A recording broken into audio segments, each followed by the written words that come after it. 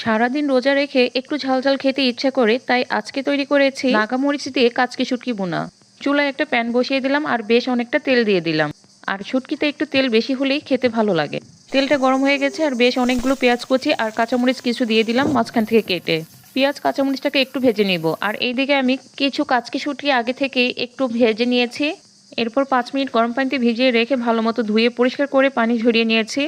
এবার এই শুটকিগুলো পেঁয়াজ আর কাঁচামরিচের সাথে কিছুক্ষণ ভেজে নিব।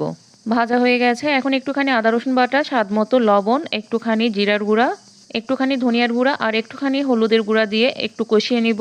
আমি এখানে শুকনো মরিচের গুঁড়াটা ইউজ করি নাই, যেহেতু এখানে কাঁচামরিচ আর নাগামরিচ ইউজ করতেছি, এর জন্য। কষানো হয়ে গেছে, এখন পরিমাণ মতো পানি দিয়ে এর মধ্যে দিয়ে দিব আস্ত নাগামরিচ।